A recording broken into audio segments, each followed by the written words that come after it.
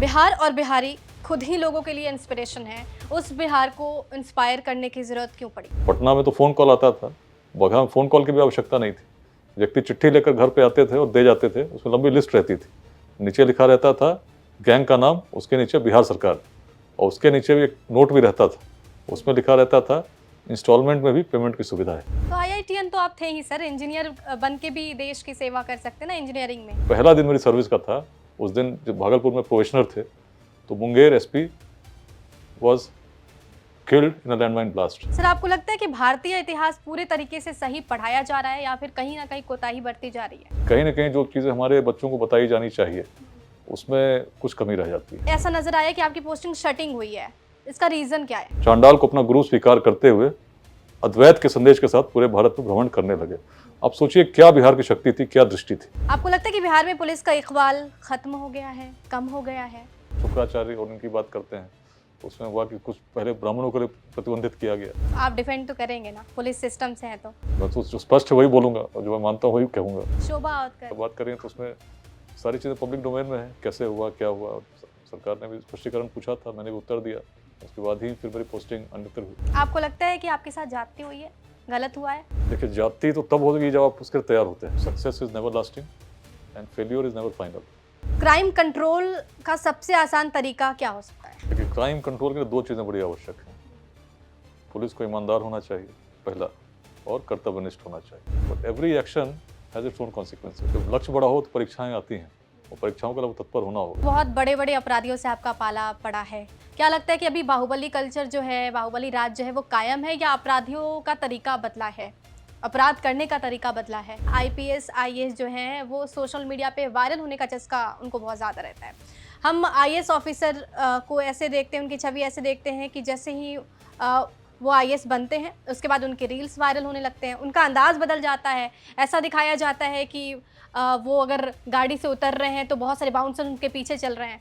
ये छवि क्यों बन रही है एक पब्लिक सर्वेंट की? छोटी लोकप्रियता नहीं, बड़ी लोकप्रियता के लिए प्रयास करना चाहिए। बेगूसराय सीट को लेकर ये चर्चा होने लगी कि आप वहाँ से चुनाव लड़ सकते हैं। देखिए, तब तक मेरे आने से या किसी कुछ लोगों के आने से परिवर्तन नहीं हो जब तक बड़ी परिवर्तन के लिए हम लोग बिहार को तैयार नहीं कर देते, जो सामाजिक रूप से, शैक्षणिक रूप से और सांस्कृतिक रूप से। इन फ्यूचर आप आ रहे हैं राजनीति में? राजनीति को तो मैं यही कह रहा हूँ, जब तक बड़ा परिवर्तन समाज में नहीं होता, परिवर्तन और भी सरल हो जाएगा ना? लेकिन वर्तमान में नहीं। ये तो हम कब तक इंतजार करें आपको एज अ पॉलिटिशियन देखने के लिए? कहीं ये आप कह सकते हैं कशक तो नहीं है कि गुप्तेश्वर पांडे ने भी वीआरएस लेकर पॉलिटिशियन बनने की चाह रखी थी, कुछ हो नहीं पाया। आनंद मिश्रा भी चुनाव हार गए। ये कशक तो नहीं है कि हो नहीं पाएगा? लाठी चार्ज पर कॉल किसका होता है? उस प्रकार से लाठीचार्ज करने का सवाल ही नहीं आता। बिहार में बीपीएससी को लेके उबाल है सर। बच्चे जो है री एग्जाम की मांग कर रहे हैं, जो अभ्यर्थी हैं वो कोर्ट तक पहुंच गए हैं। यदि परीक्षा प्रक्रिया में कोई गड़बड़ी नहीं है तो फिर तो कोई बात नहीं है। थोड़ी सी भी यदि गड़बड़ी है तो ऐसी परिस्थिति में परीक्षाएं कैंसिल होती रही हैं, होनी भी चाहिए, तो तभी परीक्षा पर विश्वास बना रहता है। जब हम 2025 में हैं, अभी भी अगर पेपर लीक जैसी समस्या है तो फिर हमने चेंज क्या किया? आपका सबसे पसंदीदा तरीका क्या है? ईमानदारी। पुलिस और नेताओं के बीच का रिश्ता दोस्ती का है, दुश्मनी का है या मजबूरी का है? व्यक्ति पर डिपेंड करता है। पुलिसिंग में सबसे ज्यादा मजा कब आता है? अपराधी को पकड़ने में, कोर्ट में बयान देने में या जनता की वाहवाही पाने में?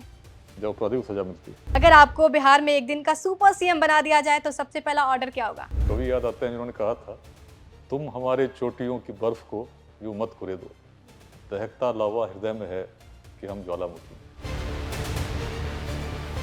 नमस्कार, आप देख रहे हैं बिहार तक और आपके साथ मैं हूं ऋचा शर्मा। बिहार की पुलिसिंग में जब भी कर्तव्य निष्ठा और ईमानदारी की बात होती है, एक नाम हमेशा चर्चा में रहता है। ये बिहार की विकास की बात करते हैं लेकिन वैभव के साथ। आप समझ गए होंगे, इस वक्त हमारे साथ है आईपीएस विकास वैभव। सर बहुत स्वागत है आपका। जी, बहुत बहुत धन्यवाद।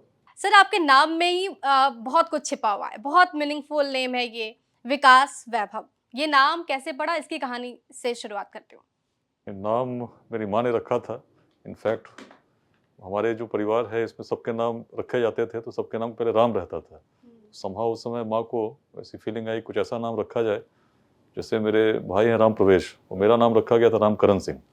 तो ऐसा बचपन में ये नाम था, लेकिन माँ को लगा कुछ ऐसा नाम रखें जो भविष्य की ओर ले जाता हो, कुछ एक नई आशा को जगाता हो, और उन्होंने सोच समझ के विकास वैभव रखा।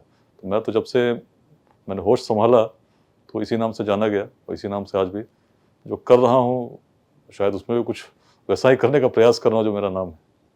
आपकी छवि एक कड़क पुलिस ऑफिसर के तौर पर होती है और हम देखते हैं एक सख्त पुलिस ऑफिसर हमें नजर आता है, लेकिन उसके पीछे एक जीवन होगा। वो जीवन कैसा है, विकास वैभव कैसे हैं? देखिए, मैं स्वयं को एक निमित्त के रूप में देखता हूँ।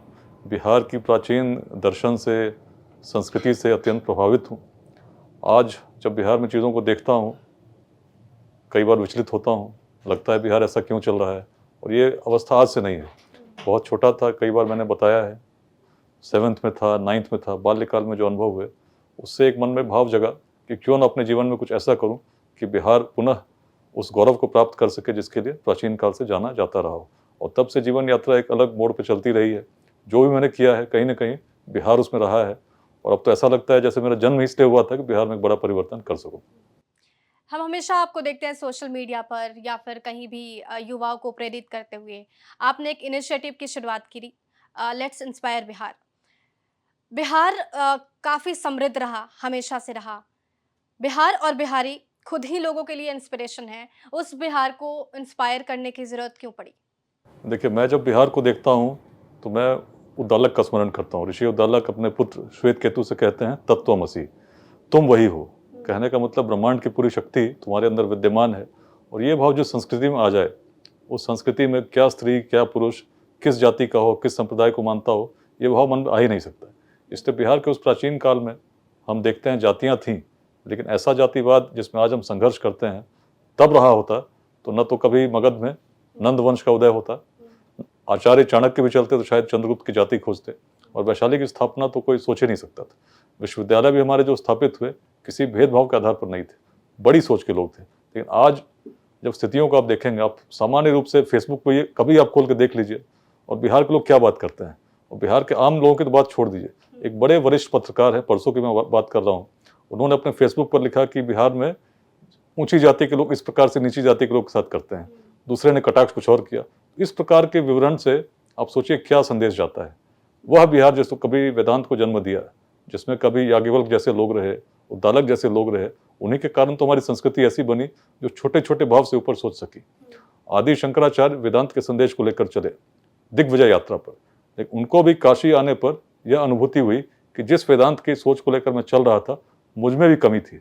एक चांडाल से मैं भेद कर रहा था, और तब जाकर उन्होंने वास्तव में चांडाल को अपना गुरु स्वीकार करते हुए अद्वैत के संदेश के साथ पूरे भारत में भ्रमण करने लगे। आप सोचिए क्या बिहार की शक्ति थी, क्या दृष्टि थी। लेकिन आज हमारे लोग अपनी दृष्टि को भूल गए। तो हम भटक क्यों गए? बिहारी भटक क्यों गया? देखिए, भटकाव के बहुत सारे कारण होते हैं। कई बार व्यक्ति अपने छोटे स्वार्थ के लिए जब सोचता है तो बड़ी सोच को नहीं देख पाता है।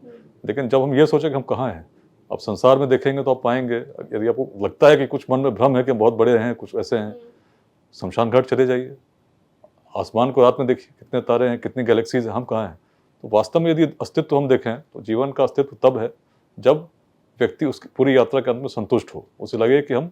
लेकिन कई बार हम भ्रमित जब होते हैं तो हम इस प्रकार से संघर्ष करते हैं। हमें देखना होगा कि जो जीवन का अस्तित्व है, इसको कैसे हम सार्थक करें, और न केवल अपने लिए, अपने आसपास, अपने बिहार के लिए, अपने राष्ट्र के लिए। एक हैप्पीनेस इंडेक्स की बात होती है ना, तो कैसे हम लोगों को अच्छा कर सकें, इसके लिए हमें प्रयास करना चाहिए। तो मैं तो इसी रूप में देखता हूँ कि बिहार उस प्राचीन काल में यदि अग्रणी था, golden age of Indian culture जो हम कहते हैं गुप्त साम्राज्य को, तो उसके बहुत कारण थे। और उसमें यदि हम कहते हैं तो उसके इतिहास में जब जाएंगे तो हम पाएंगे सोच अलग थी, दृष्टि अलग थी। इसीलिए हम अखंड भारत के साम्राज्य को भी बना सके, इसीलिए विश्वविद्यालय भी स्थापित कर सके। और कुछ ना कुछ हमने नया विश्व को तब दिया जब ऐसी कल्पना विश्व में नहीं थी। जीरो की भूमि रही है, सभी जानते हैं। आज जब देखते हैं एक छोटे से रोजगार के लिए बड़ी संख्या में लोगों को बाहर जाना पड़ता है, और जब बाहर जाते हैं अपमानित होते हैं, कई बार प्रताड़ित भी होते हैं, तो मन कहता है ऐसा क्यों हो रहा है। क्यों ना अपने बिहार में ही ऐसा रोजगार मिल सके, क्यों ना फिर से जो बिहार जिसमें विश्व भर से लोग पढ़ने आते थे, व्यापार करने आते थे, रोजगार के लिए भी लोग आए। और मैं मानता हूँ ये पूरी तरह से संभव है। और इसीलिए इस अभियान में एक एक बिहार के व्यक्ति को, पुरुष हो, महिला हो, किसी जाति का हो, किसी संप्रदाय को मानता हो, बिहार की अस्मिता के साथ, बिहार के स्वत्व के साथ, बिहार के संदेश के साथ जगाने का प्रयास कर रहा हूँ। सर, लेकिन इसका रिजल्ट क्या है? सवाल ये भी सोशल मीडिया पे पूछे जाते हैं कि 4 साल से आपने इसकी शुरुआत की है, इंस्पायर कर रहे हैं, इंस्पायर कर रहे हैं, इंस्पायर कर रहे हैं। बिहार इंस्पायर हुआ? बिल्कुल हुआ है। मैं तो ये कहना चाहूँगा कि हम लोग टेक ऑफ करने वाले हैं। एक विमान की यात्रा को यदि आप देखते हैं तो विमान चलता है और फिर अचानक टेक ऑफ करता है। Now we have reached that stage. आज इन 4 सालों की यात्रा में लाखों लोग इस अभियान के साथ जुड़ चुके हैं। 1,75,000 तो केवल संख्या उन लोगों की है जो व्हाट्सएप ग्रुप से जुड़े हैं। इसके अलावा फेसबुक ग्रुप, अलग अलग सोशल मीडिया ग्रुप्स के माध्यम से भी लोग इस अभियान के साथ आज जुड़े हुए हैं। और इसका जो भाव है ये है, कुछ लेने का नहीं है। जो भी जुड़ते हैं उनसे हम यही कहते हैं, आप बिहार के लिए अपना अंशदान दीजिए, जो भी आप दे सकते हैं उसको देने का संकल्प लीजिए। और इसमें अभी करीब 24 निःशुल्क शिक्षा केंद्र, जिसमें ऐसे बच्चे जो वंचित हैं, आज स्थापित हो चुके हैं। 4 वर्षों में वहाँ पढ़ाई चल रही है। 2000 से अधिक बच्चे उनमें पढ़ते हैं। आप जाकर देख सकते हैं, बिहार के 13 जिलों में इस प्रकार के 24 केंद्र चल रहे हैं। स्टार्टअप्स की यदि हम बात करें तो 350 स्टार्टअप्स आज अभियान के साथ जुड़ी हुई हैं। पिछला स्टार्टअप समिट हम लोगों ने पटना के विद्यापति भवन में किया था। दिल्ली के भारत मंडपम में बिहार 2047 विजन कॉन्क्लेव भी किया था, उसमें बहुत सारे स्टार्टअप्स आए थे। और ये जो सभी स्टार्टअप्स हैं हमारे साथ जुड़कर आगे बढ़ रही हैं। हमारा लक्ष्य है 2028 तक कम से कम 5 ऐसे स्टार्टअप हर जिले में बन जाएं जिसमें 100 से अधिक लोगों को रोजगार मिलता हो। 2 बन चुके हैं और इस लक्ष्य की ओर हम लोग आगे बढ़ रहे हैं। अनेक ऐसे लोग जो सोशल एक्टिविटीज़ करते हैं, अगर डॉक्टर्स की बात करें तो बड़ी संख्या में हजारों डॉक्टर्स आज इस कैंपेन में जुड़े हैं। 250 फ्री मेडिकल कैंप्स इन 4 वर्षों में लगे हैं। 40,000 से अधिक लोगों का निःशुल्क इलाज हुआ है। बहुत सारे लोग इस कैंपेन के साथ जो आज जुड़े, बहुत सारे लोग होते हैं उनको पटना में इलाज कराना होता है, दिल्ली में इलाज कराना होता है, लेकिन जानते नहीं कहाँ जाना चाहिए। जहाँ जाते हैं वहाँ कहीं ना कहीं नेटवर्किंग इस कैंपेन के माध्यम से ऐसे लोगों की मदद कर रही है जिनको कभी ब्लड की आवश्यकता हो गई, कभी किसी डॉक्टर का अपॉइंटमेंट नहीं मिल पा रहा है। तो जो लोग दिल्ली में एम्स भी दिखाने आते हैं या कहीं वैसे हॉस्पिटल में जाना चाहते हैं, उनके लिए भी LIV के ऐसे लोग जो दिल्ली NCR चैप्टर से जुड़े हैं उनका सहयोग करते हैं। जिनको दुबई जाना हो, जिनको अमेरिका जाना हो, उनके लिए भी आज हमारे साथ लोग जुड़े हैं कि हम लोगों ने इस अभियान में हर उस बिहारवासी को जोड़ने का प्रयास किया है जिसके मन में बिहार के लिए थोड़ा सा अंशदान देने का संकल्प हो और जो चाहता है कि अपने जीवन काल में बिहार अग्रणी बने। लक्ष्य भी बड़ा। ये चेन कैसे चल रहा है, कैसे कोऑर्डिनेशन देखते हैं, क्योंकि आपके पास काम है, आप सर्विस में हैं, एक तरफ सर्विस देखना है, दूसरी तरफ बिहार को प्रेरित करने का जो इनिशिएटिव आपने लिया उसको देखना है, तो ये कैसे कोऑर्डिनेशन चल रहा है? देखिए, मैं जो जिस तरह से मैं देखता हूँ, एक संदेश है लेट्स इंस्पायर बिहार। तो हर व्यक्ति को हम लोगों ने इसमें व्हाट्सएप ग्रुप के माध्यम से डायरेक्टली चैप्टर्स बनाकर जोड़ा हुआ है। हर चैप्टर्स में कुछ लोगों ने दायित्व लिया है स्वतः स्वेच्छा से कि हम इस चैप्टर को कोऑर्डिनेट करेंगे। तो ऐसे बहुत सारे कोऑर्डिनेटर्स हैं जो अलग अलग चैप्टर्स में लोगों को जोड़ भी रहे हैं, और यदि कोई आवश्यकता हुई तो उन तक ये संदेश जाता है, उनके माध्यम से दूसरे तक संदेश जाता है। इस प्रकार से सहायता मिल रही है। स्टार्टअप्स की जो मेंटरिंग है उसमें कुछ हमारे ऐसे कोऑर्डिनेटर्स हैं जिनको बड़ा अच्छा अनुभव है। वो इन लोगों से जुड़े हैं जो उद्यमी हैं, जो कॉर्पोरेट सेक्टर में बड़ी अच्छी पोजीशंस पर हैं, जो बैंक्स में हैं, और समय समय पर हम लोग छोटे छोटे सेमिनार्स वर्कशॉप्स भी करते हैं। अभी इस मार्च के महीने में ही TNB कॉलेज भागलपुर में 100 यूथ के लिए हम लोग एक स्टार्टअप्स का स्पेशल कोर्स करने जा रहे हैं, जो कि किसी कॉलेज के साथ हमारा पहला टाइप होगा। तो ऐसे ही करके हम लोग अलग अलग स्थानों पर नियमित रूप से कोर्सेज सेमिनार्स करते रहे हैं, और जिनको भी आवश्यकता होती है तो व्हाट्सएप ग्रुप के माध्यम से भी मिलते हैं, लोगों से फिजिकली भी मिलते हैं। उनको सहयोग किस रूप में मिल सके, उनको कैसे हम गाइड कर सकें। प्रयास यही है कि बिहार के यूथ बड़ी संख्या में जब तक स्टार्टअप्स की ओर नहीं बढ़ेंगे तो बिहार को केवल गवर्नमेंट जॉब्स के भरोसे हम बदल नहीं सकते। यदि हम चाहते हैं, जो हमारा लक्ष्य है 2047 तक किसी बिहार के व्यक्ति को शिक्षा के लिए, रोजगार के लिए और स्वास्थ्य के लिए बाहर जाना नहीं पड़े, तो केवल पॉलिटिकल चेंज से नहीं होगा। पॉलिटिकल चेंज से क्यों नहीं होगा? क्योंकि पॉलिटिकल चेंज यदि आप सोचेंगे कैसे होता है तो आपको स्वतः सोचिए इसमें, तो आपको समझ में आएगा खंड खंड में हमारा समाज बटा हुआ है। जो पॉलिटिकल पार्टीज कैंडिडेट्स का चयन करती हैं तो उनके मन में ये भाव नहीं रहता कि हमारा कैंडिडेट कितना योग्य है, इसके मन में बिहार के प्रति विजन क्या है, कैसा आचरण है, इसके बारे में विचार नहीं करते। केवल और केवल एक ही बात होती है, व्यक्ति जाति के कॉम्बिनेशन फिट है या नहीं, संप्रदाय के हिसाब से ठीक है या नहीं, क्या ये व्यक्ति इलेक्शन जीत सकता है या नहीं, इसके अतिरिक्त दूसरा कोई विचार आप स्वयं सोच लीजिए नहीं आता। तो ऐसे में जब ऐसे लोग चुनकर आते हैं, और क्यों ना पॉलिटिकल पार्टी ऐसा करे, जनता की बात कीजिए, जनता क्या करती है? क्या जनता ये सोचकर वोट देती है कि ये व्यक्ति हमारे कॉन्स्टिट्यूंसी को आगे ले जा सकता है, इसका बिहार के प्रति क्या विचार? नहीं करती है। तो इस परिस्थिति में जब तक एक बड़ा परिवर्तन समाज में नहीं आए, जब तक लोग इस जाति संप्रदाय के बंधनों से ऊपर उठकर बिहार के लिए नहीं सोचना शुरू करें, अपने देश के लिए नहीं सोचना शुरू करें, तो पॉलिटिकल चेंज से क्या होगा? कुछ चेहरे बदलेंगे, सत्ताएं बदलेंगी, व्यवस्था तो वही रहेगी। एक बड़ा परिवर्तन जो बिहार के संदेश के साथ बिहार में देखना चाहता हूँ, ये देखना चाहता हूँ कि बिहार में जातियाँ थीं, ऐसा जातिवाद नहीं था। तो हमारे यूथ को समझना होगा कि बिहार को यदि आगे बढ़ाना है तो इनसे ऊपर उठे हुए तभी बिहार बदलेगा। और यदि हम चाहते हैं सभी को रोजगार मिले, तो स्टार्टअप्स की क्रांति, जिसको मैं क्रांति कह रहा हूँ, मशरूमिंग ऑफ स्टार्टअप्स बिहार में होना होगा। उसके लिए सभी को जो आज सफल हैं प्रयास करना होगा कि इकोसिस्टम अपने यूथ को हम दे सकें। यदि वो स्टार्टअप्स में बढ़ते हैं तो पहली बात तो बड़ा चैलेंजिंग है, सभी लोग चाहते हैं कि रेलवे की नौकरी, बैंकिंग की नौकरी, दरोगा की नौकरी, सिपाही की नौकरी, बड़ा आसान है, एग्जाम देना है, पास कर जाएंगे। मैं भी आईपीएस हूँ, निश्चित सी बात है। तो मेरा मानना बड़ा स्पष्ट है, सरकारी नौकरी के लिए प्रयास करना चाहिए। अच्छे लोगों को, ईमानदार लोगों को अगर सरकारी सिस्टम में आते हैं तो निश्चित रूप से समाज का बड़ा कल्याण होगा। तो एक बात तो ये है। दूसरी है कि अगर आप करप्शन के मोटिव से आ रहे हैं तब तो समाज का बहुत बड़ा नुकसान करेंगे। लेकिन यदि हम पूरा प्रयास भी करेंगे और कोई सरकार भी पूरा प्रयास करेगी तो शायद 1% लोगों को ही हम सरकारी नौकरी दे सकते हैं। तो बिहार यदि बदलना है तो निश्चित सी बात है कि बड़ी संख्या में स्टार्टअप्स की मशरूमिंग बिहार में होनी होगी। इसके लिए हमें सरकार के स्तर से भी प्रयास करना होगा और साथ में एक सोशल एनवायरनमेंट उस तरह का बनाना होगा जिसमें जो यूथ हमारे एक तो पहले चैलेंज ले रहे हैं, जो काम किसी ने उनके पहले नहीं किया वो करेंगे, और यदि उसमें फेल करें तो बड़ी हतोत्साहित होंगे। तो फेल ना करें, इसके लिए हमको इस प्रकार का वातावरण तैयार करना होगा। ये अपने आप में बहुत आसान नहीं है, लेकिन लेट्स इंस्पायर बिहार में लोगों के सहयोग से आज लगभग 10,000 उद्यमी हम लोगों ने जोड़े हैं, जिनका उद्देश्य बड़ा स्पष्ट है। मैंने कहा टेक ऑफ स्टेज हम लोग जा रहे हैं, 2 स्टार्टअप लग चुके हैं। धीरे धीरे आप देखिएगा, मैं जो कहता हूँ इसलिए कहता हूँ क्योंकि जब रोहतास में था उस समय जो कार्य कर रहा था तब भी लोग ऐसे ही पूछते थे कि आप क्या कर रहे हैं। आप पूछेंगे क्या था, नक्सल एरिया में पोस्टेड था, बगहा में पोस्टेड था, उस समय भी लोग पूछते थे आप क्या करें। क्योंकि मेरी जो कार्य करने की शैली है थोड़ी आउट ऑफ द बॉक्स रही है। जैसे आप नॉर्मली डकैतों के क्षेत्र में आप जाएंगे तो आप क्या एक्सपेक्ट करते हैं पुलिस वाले से? पुलिस वाले रेड करेंगे, छापेमारी करेंगे और डकैतों को पकड़ेंगे, यही तो करेंगे। बगहा में बहुत समय से ऐसा ही चल रहा था। पुलिस जाती थी, operation white panther, black panther, अलग अलग नामों से जंगल को खाक छानती थी और लौट के आती थी। किडनैपिंग्स बड़ी संख्या में होती थी, संख्या कभी 50, कभी 100, कभी 200 प्रति वर्ष। ये किडनैपिंग रजिस्टर्ड फिगर्स थी, जबकि और बहुत लोग ऐसे भी थे जो हार मान चुके थे सिस्टम से। उनको लगता था कि ऐसा ही होगा। और इस परिस्थिति में यदि याद करते थे तो अंग्रेजों ने लिखा था उस दियारे को जो योगापट्टी के आसपास पड़ता है, यूनिवर्सिटी ऑफ क्राइम। और उससे पहले महर्षि वाल्मीकि की भूमि तो रही है। तो लोग कहते थे कि महर्षि वाल्मीकि के समय से अपराध चलता। आप याद कीजिए महर्षि वाल्मीकि पहले क्या थे। तो जब कुछ गड़बड़ होता है लोग उसको नियति मान देते हैं और एक्सप्लेन करने लगते हैं कि ऐसा ही होगा। और तब जब मैं बगहा गया था लोग कहते थे हाँ अपराधी रक्तबीज की तरह है और इसको समाप्त नहीं किया जा सकता। पर मेरे मन में तो बड़ा स्पष्ट था, बाल्यकाल से भाव था कि बिहार को बदलना है। ईश्वर की कृपा रही थी, सिविल सर्विसेज में आया तो बिहार कैडर मिला।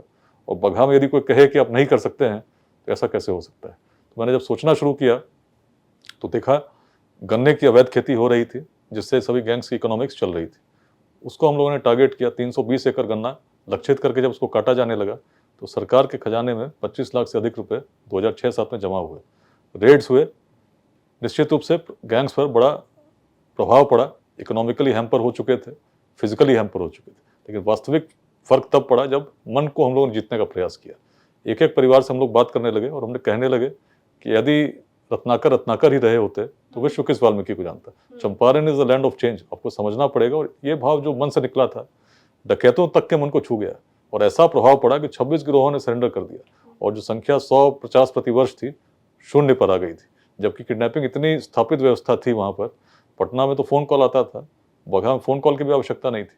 व्यक्ति चिट्ठी लेकर घर पे आते थे और दे जाते थे, उसमें लंबी लिस्ट रहती थी, नीचे लिखा रहता था गैंग का नाम, उसके नीचे बिहार सरकार, और उसके नीचे भी एक नोट भी रहता था, उसमें लिखा रहता था इंस्टॉलमेंट में भी पेमेंट की सुविधा है।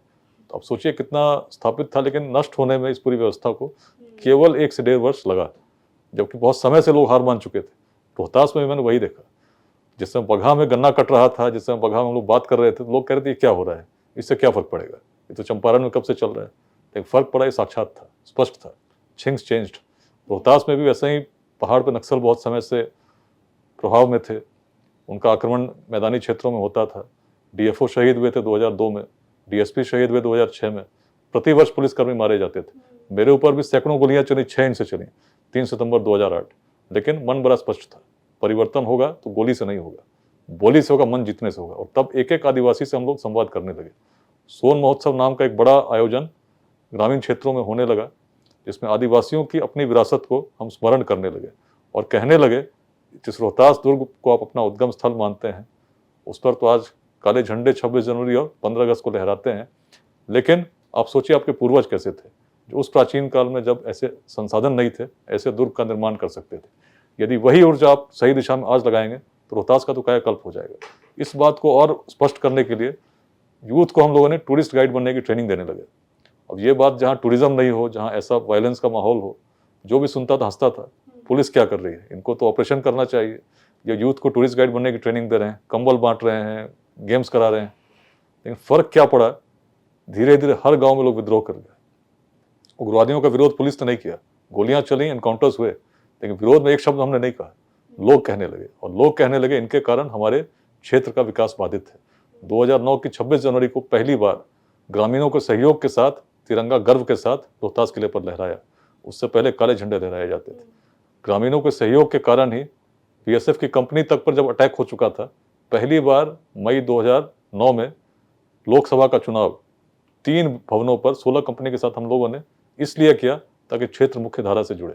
और जब लोग जुड़ गए, उग्रवादी कहाँ रहने थे, विवश हो चुके थे, उनको भी आत्मसमर्पण करना पड़ा। ये ऐसी बहुत सारी कहानियां हैं और किस्से हैं आपकी ज़िंदगी से जुड़े हुए, और आपने जहाँ भी सर्विस की है वहाँ से जुड़ी हुई ऐसी बहुत सारी कहानियां हैं जो याद रह गई होंगी आपको, और वो कहीं ना कहीं आपके इतिहास में जुड़ता जा रहा है। लेकिन इन सब के बीच कुछ तस्वीरें जो हैं वो मैं आपको दिखाना चाहूँगी। ये पूरे आपके जीवन का सार मैं आपको कह सकती हूँ। ये स्क्रीन पे चल रहा होगा, आपको बस कैप्शन देना है कि ये तस्वीर को देख के आप इस वक्त क्या सोच रहे हैं। ये पहली तस्वीर है। संकल्प वही जो आज है, माँ का आशीर्वाद भी प्राप्त है। ये तस्वीर, कुछ बड़ा करना है, स्कूल में चल रहा था, मन में भाव यही था।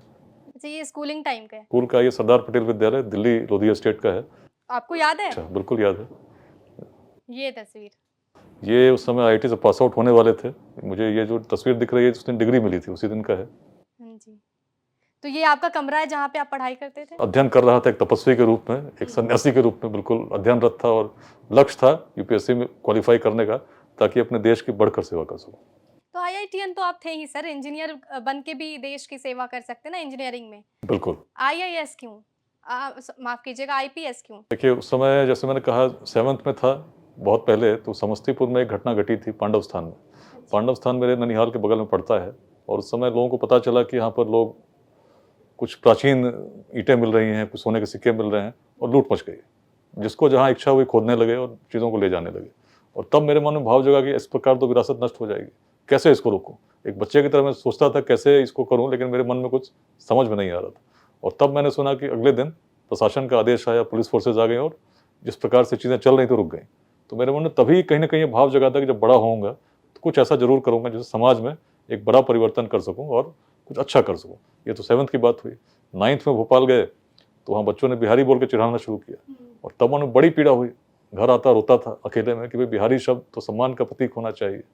कुछ दिनों पहले नालंदा गए थे तो बड़े अच्छे भाव थे, इतिहास को पढ़ने लगे तो बड़े अच्छे भाव आते, लेकिन जब वर्तमान को देखते तो बिहारी एक गाली बन चुकी थी। तो मन में बड़ी पीड़ा होती है। तभी एक संकल्प भाव में जगने लगा कि अपने जीवन काल में यदि बिहारी शब्द पुनः सम्मान का प्रतीक बनाने में मेरी कोई भूमिका रही, तभी अपने जीवन को सार्थक मानूंगा। और तब 9th था, पढ़े अच्छे से, वहाँ टॉप किए, बच्चों के मन में भाव जगा कि बिहारी कैसा होता है, इंटेलेक्चुअल बिहारी की छवि बनी। आगे बढ़ते गए। 10th के बाद जब लगा कि सबसे अच्छे कॉलेज में पढ़ना चाहिए, आईआईटी की तैयारी की। अच्छी तैयारी की, उस समय नोएडा में ही रहता था जहाँ आपका स्टूडियो है। यहीं सेक्टर 55 में इंडियन ऑयल अपार्टमेंट्स में पिताजी की पोस्टिंग थी, और विद्यालय था केंद्रीय विद्यालय सेक्टर 24 नोएडा। जाते थे, 1 साल मैंने किसी को बताया नहीं कि मैं बिहार का हूँ। 9th में भोपाल में बड़ी पीड़ा हुई थी, और मन में 10th में बिल्कुल कॉन्सेंट्रेट करना चाहता था पढ़ाई पे, कोई टेंशन नहीं। तो मैंने कहा मैं तो भोपाल से आया हूँ, मध्य प्रदेश का हूँ, लेकिन मन में कहीं ना कहीं भाव तो था, बिहारी शब्द को क्यों छुपाना पड़ रहा है। और जब 10th में नंबर आए, आईआईटी की मैंने तैयारी शुरू की, सरदार पटेल विद्यालय दिल्ली, अभी भी दिल्ली का एक बहुत प्रतिष्ठित विद्यालय है, उसमें मैंने कहा नहीं, अब मैं आइडेंटिटी के साथ, बड़े गर्व के साथ कहूँगा कि मैं बिहारी हूँ, और आईआईटी की भी तैयारी करूँगा। आईआईटी की तैयारी मैंने अच्छे से की, क्वालिफाई तो किए, उससे पहले एक झटका लगा, पेपर लीक हो गया 97 में, और लीक का केंद्र बिहार था। मन कहीं ना कहीं सोचे चोट लगा जा रहा एक व्यक्ति को कि भाई बिहार में कुछ तो करना है।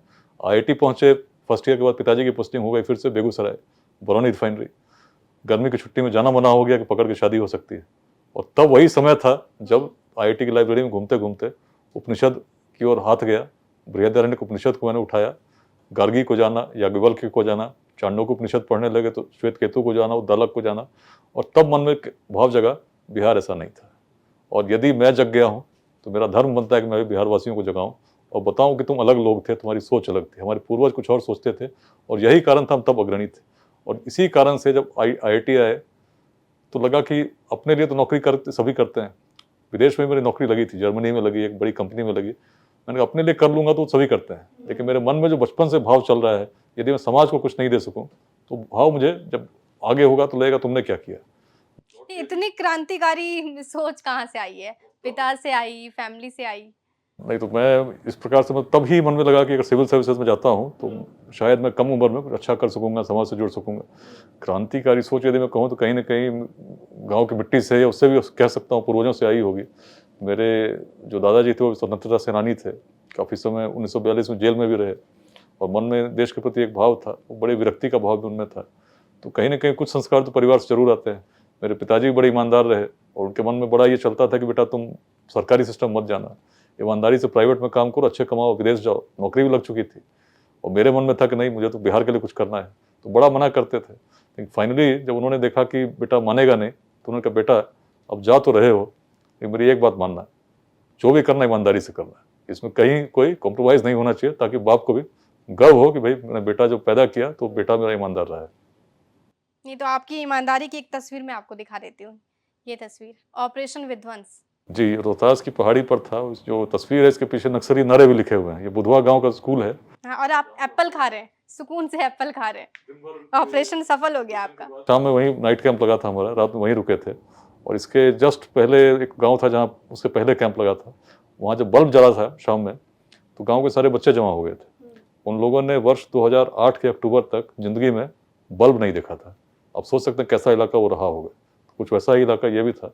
उस समय बिजली नहीं थी उस इलाके में और कोई कम्युनिकेशन का मीन्स नहीं था, केवल सैटेलाइट फ़ोन से ही हम बात कर सकते थे। उस परिस्थिति में लोगों को जगाना और बताना कि तुम क्या थे, इतिहास का जो बोध बहुत बड़ा परिवर्तन कर सकता है, इसमें बगहा में मैंने देखा, रोहतास में मैंने देखा और पिछले 4 वर्षों से हर शनिवार, हर रविवार जो परिवार के साथ बिता सकते थे, एक बड़े भाव जो बाल्यकाल से चल रहा है, इसके लिए मैंने उसको पूरे बिहार को देना शुरू किया। कभी मधेपुरा में, कभी सहरसा में, कभी बेतिया में घूमता रहता हूँ, क्योंकि मेरा मानना बड़ा स्पष्ट है, यदि बड़ी संख्या हमारे युवा जाग गए, निश्चित रूप से हम बिहार को परिवर्तित कर देंगे। जिस राजनीतिक परिवर्तन की हम बात कर रहे हैं, उससे बड़ा परिवर्तन तब तक नहीं होगा जब तक बड़ा व्यापक सामाजिक, शैक्षणिक और सांस्कृतिक परिवर्तन बिहार में नहीं होता। अच्छे लोग राजनीति में आने चाहिए, निष्पक्ष ईमानदार लोग आने चाहिए, निश्चित बहुत सी अच्छा होगा, लेकिन बिहार के लिए उससे ज़्यादा आवश्यक है एक बड़ा परिवर्तन। इसी का मैं प्रयास कर रहा हूँ। जी, अभी आप परिवर्तन की बात कर रहे थे, आपके जीवन में मुझे लगता है इस फ़ोटो से बहुत परिवर्तन आया है। परिवर्तन की तस्वीर मैं ये से कह सकती हूँ। पहला इंटरव्यू, यूपीएससी क्लियर करने के बाद आई थी ये मुझे लगता है। एनटीपीसी में था उस समय, रिहन में, तो उसी समय का इंटरव्यू है जो एनटीपीसी वालों ने दिया था और समझिए कि जर्मनी की नौकरी छोड़ चुके थे, बड़ी कंपनी की नौकरी छोड़ चुके थे और जब 2001 में मैंने परीक्षा दी, आईआईटी से 2001 में निकला था, तो परीक्षा में मेंस तो क्लियर हो गया, इंटरव्यू में सक्सेसफुल नहीं हुए। पिताजी बड़े परेशान कि बेटा विदेश की नौकरी छोड़ दिया, ऐसी नौकरी छोड़ दिया, मैं भी पीएसयू में हूँ, इंडियन ऑयल में हूँ, तुम भी कुछ कम से कम एनटीपीसी के तो एग्ज़ाम दे ही दो, बीएचईएल की दे ही दो, एक जॉब पकड़ लो। उसी समय मैंने एनटीपीसी की परीक्षा दी थी और एनटीपीसी में उस समय करीब 7 महीने में रहा, उसी के बाद रिजल्ट आने शुरू हुए, जो मेरा दूसरा अटेम्प्ट था। उसमें आईएफएस भी मिला, फॉरेस्ट सर्विस, जिसमें आज आईपीएस हूँ, ये भी मिला और इंजीनियरिंग सर्विस में भी मेरा सिलेक्शन हुआ था। आईपीएस मिल चुका था, बिहार कैडर मिला था, लेकिन उस समय मैंने फिर परीक्षा दी थी कि मन में कहीं ये ना रहे कि बेटा तुमने तब कर सकते तुमने किया क्यों नहीं। जब मैंने दोबारा परीक्षा दी तब मुझे फॉरेन सर्विस मिली और जब फॉरेन सर्विस मिली तो फिर पिताजी फिर हावी होने लगे कि अब तो इतना फॉरेन सर्विस मिल चुका है, विदेश में जाओ, वाइट कॉलर जॉब है, कहाँ बिहार में खाक छानोगे, तुम्हारी पोस्टिंग भी अच्छी नहीं होगी, तुम आते भी हो, इस प्रकार से लोग भेदभाव करेंगे। और इस प्रकार की बातें जब मैं सुनता था तो कहीं न कहीं मन में पीड़ा होती थी। लेकिन तब मैंने कहा कि हो सकता है पिताजी सही कहते हो, क्यों ना एक बार बिहार चल के देखा जाए। पुलिस अकेडमी से स्पेशली मैं बिहार आया था और अगला डेस्टिनेशन था काठमांडू, कि फॉरेन सर्विस की लाइफ कैसी होती है उसको मैं देख लूँ, ताकि बाद में जाकर कहीं मन में कोई रिग्रेट नहीं रहे कि तुमने ऐसा क्यों किया। लेकिन जब बिहार आया, पहले सासाराम आया था, 2004 की मैं बात कर रहा हूँ, और फिर औरंगाबाद गया था, गया था। तीनों जिले से नक्सल प्रभावित थे और जब मैंने पुलिस की कार्यशैली को देखा, जीवन शैली को देखा, तो मेरे मन में बड़ी पीड़ा हुई और तब लगा कि यदि हम बिहारी अपने बिहार को बदलने के लिए सामने नहीं आएंगे, कौन आएगा? यदि मैं भाग जाऊंगा तो दूसरा कौन आएगा? और तब काठमांडू जो प्लान था, टिकट कैंसिल हुई, वापस मैं एकेडमी लौटा और मैंने निर्णय लिया और संकल्प लिया कि बिहार ही नियति है, ईश्वर ने मुझे चुना है। अब मेरे मन में कोई संशय नहीं है, मुझे जाना है अपना हर समय, मेरी पोस्टिंग कहीं भी हो। यदि एक व्यक्ति के जीवन में कुछ भी मैं सकारात्मक परिवर्तन, कुछ योगदान उसके प्रतिदिन मैं कर सका तो अपने जीवन को मैं सार्थक मानूंगा। तो न कोई लोभ था, न कोई लालसा थी, न किसी पद का मोह था, केवल एक ही भाव था, बिहार को कुछ देना है। इसी भाव के साथ मैं बिहार आया, और जब आया तो आते ही झटका भी लगा। पहली पोस्टिंग हुई मेरी भागलपुर में ट्रेनिंग के लिए, शादी भी उसी समय तय हुई थी, और जो पहला दिन मेरी सर्विस का था, उस दिन जब भागलपुर में प्रोबेशनर थे, तो Munger SP was killed in a landmine blast. जब मुंगेर एसपी शहीद हुए, पहला मेरा एनकाउंटर था। मतलब आते ही भागलपुर से हम लोग मुंगेर गए, सामने एसपी पड़े हुए थे, उनकी तो आपको तभी डर नहीं लगा कि बहुत चैलेंजिंग रोल है यहाँ? चैलेंजिंग रोल के लिए पुलिस में हम लोग तैयार किए ही जाते हैं। द मतलब danger is the dignity in the life of a policeman, तो ये तो ट्रेनिंग में है। लेकिन उस समय ये भी था कि भाई मैं तो सब कुछ बिहार को देने आया हूँ, मन में ये भाव है कि कुछ भी हो जाए, अपना सर्वस्व निछावर करने आया हूँ।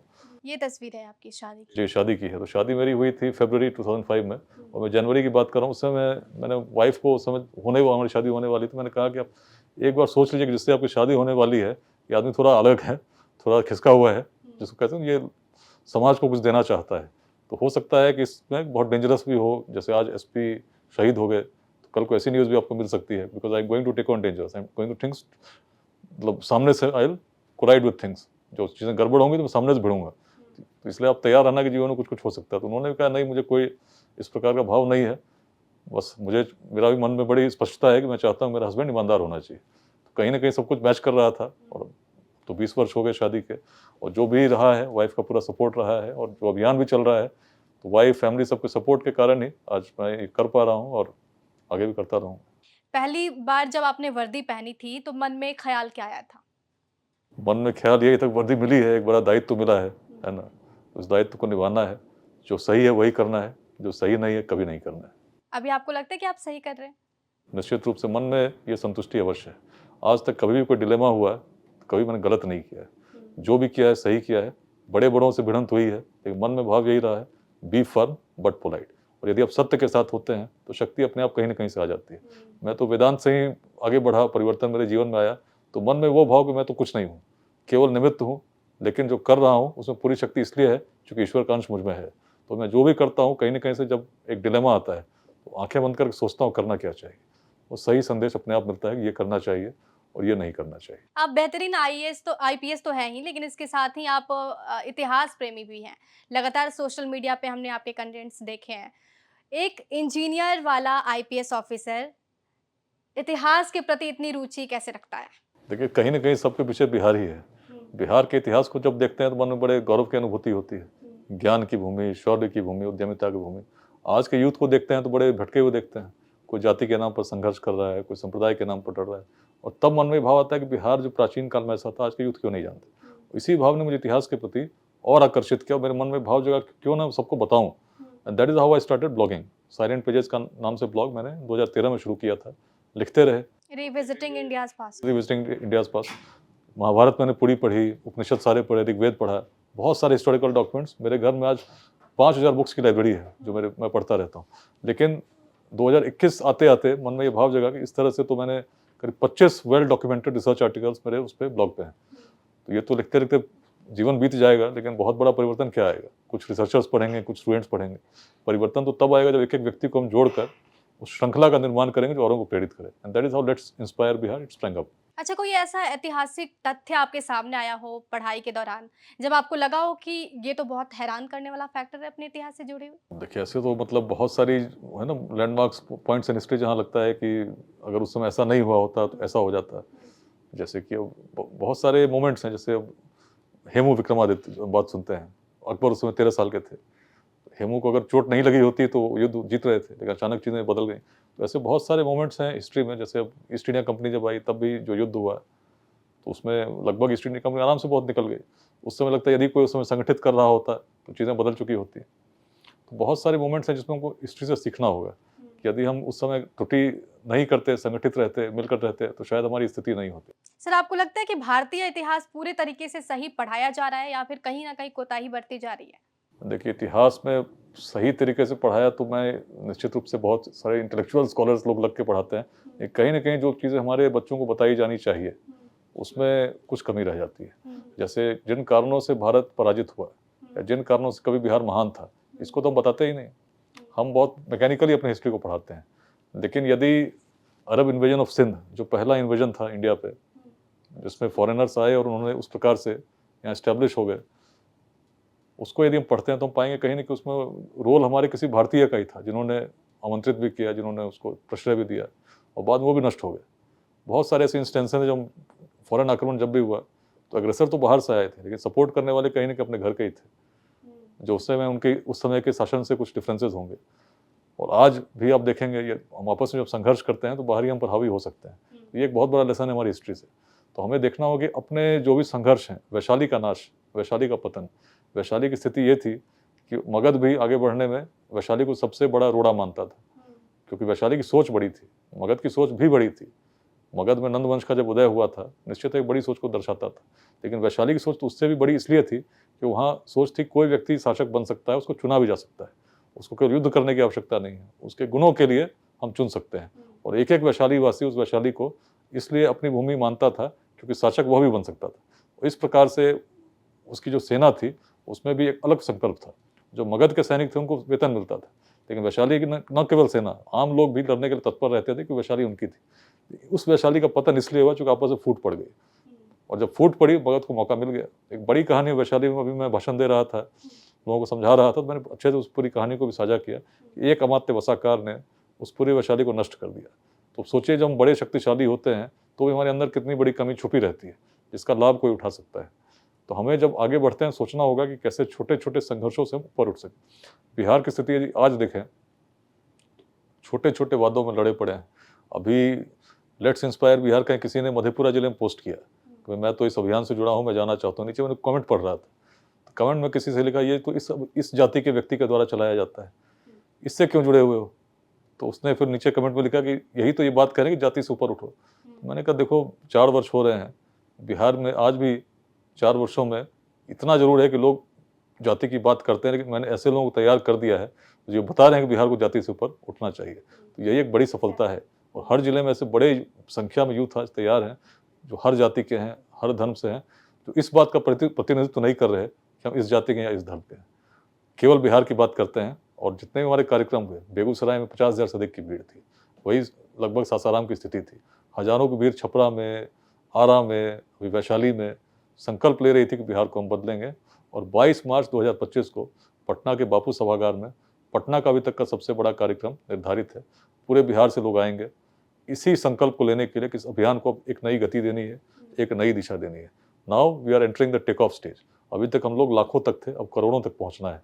और 2028 तक बिहार के हर पंचायत में लेट्स इंस्पायर बिहार के अध्याय स्थापित करने हैं, क्योंकि समाज को नुकसान दुर्जनों के दुष्कृत्यों से उतना नहीं होता जितना सज्जनों की निष्क्रियता से होती है। तो बिहार के ऐसे हर व्यक्ति जो बिहार को कुछ देना चाहते हैं, अब उनको जोड़ने का समय आ चुका है, और ये लोगों के माध्यम से ही जुड़ेंगे।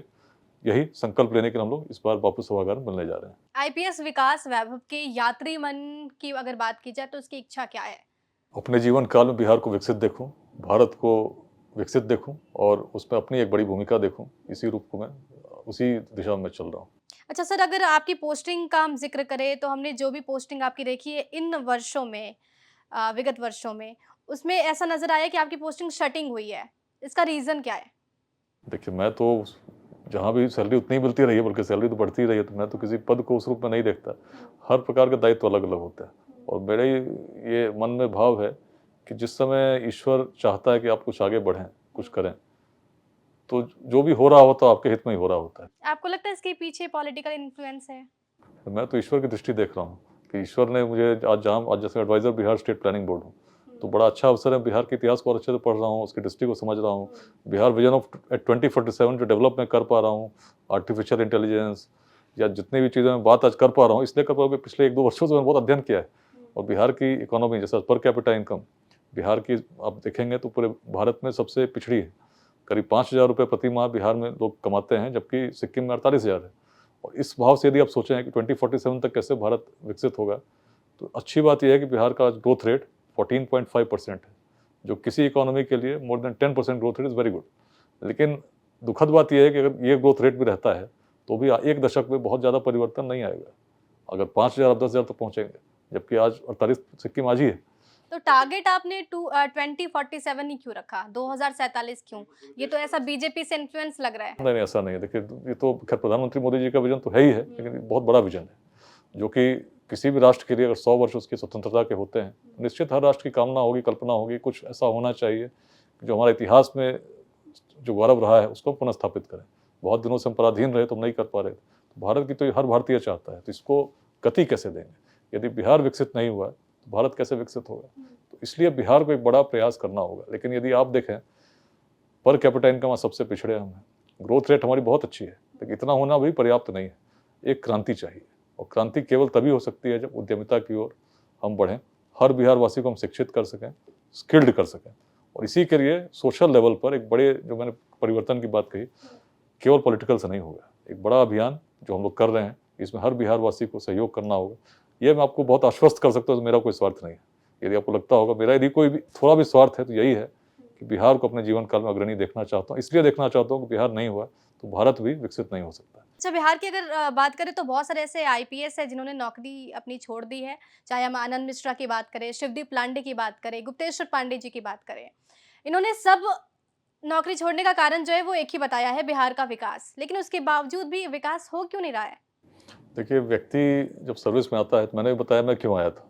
मन में एक भाव था कि बिहार के लिए कुछ करना है, राष्ट्र को कुछ देना है, यही आया था। बहुत सारे लोग हैं जो इसी भाव के साथ आते हैं, बहुत सारे लोग कुछ अन्य भाव के साथ भी आते हैं।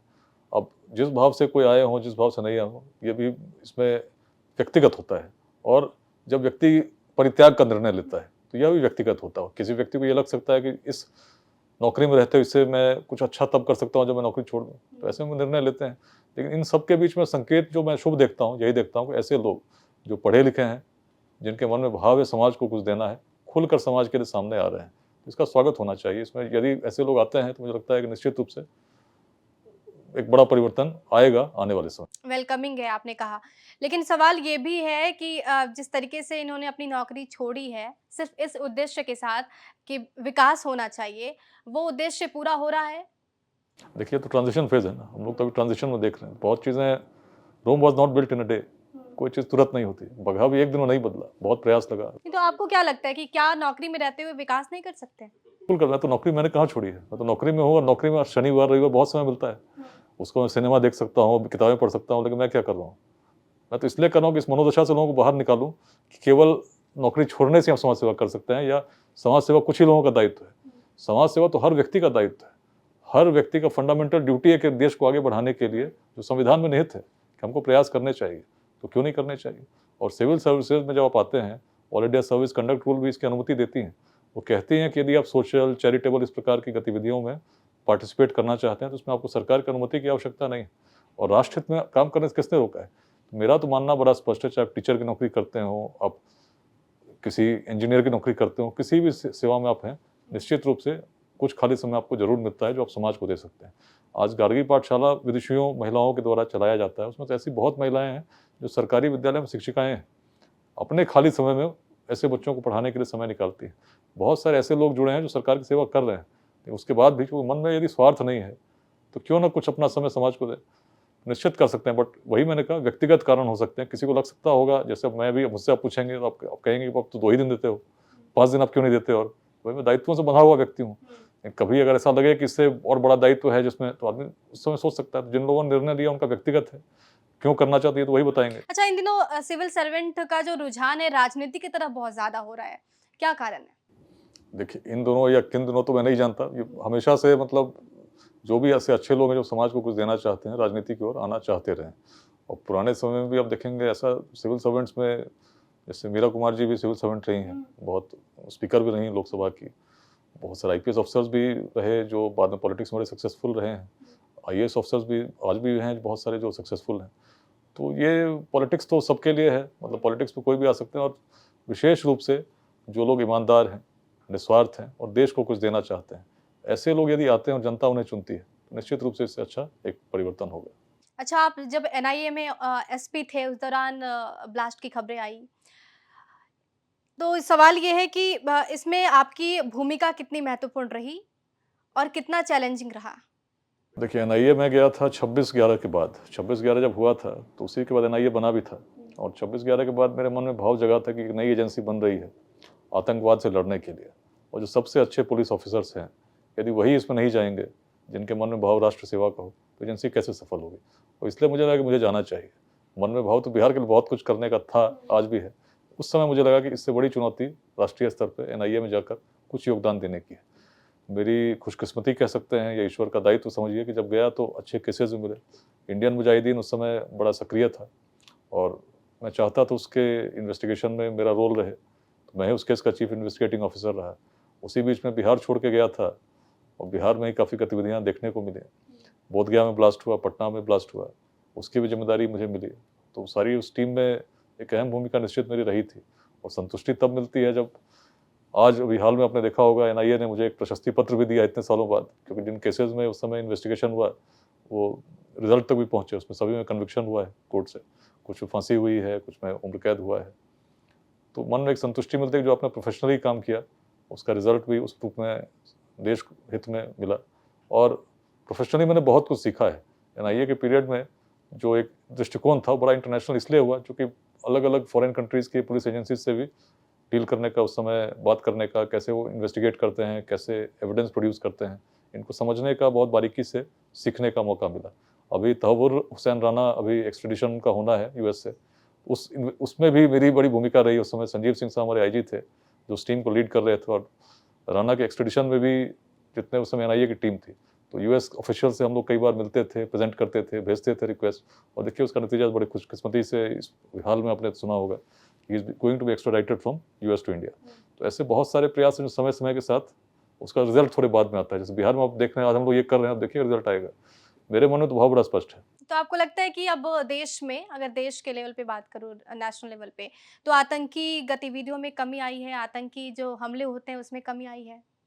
निश्चित रूप से अगर आप न्यूट्रली देखेंगे तो जो स्थिति पहले थी, जैसे आप ब्लास्ट की बात करें तो मेनलैंड इंडिया में जितने ब्लास्ट उस समय इंडियन मुजाहिदीन के न्यूट्रलाइज होने से पहले हो रहे थे, उसमें तो निश्चित कमी आई है।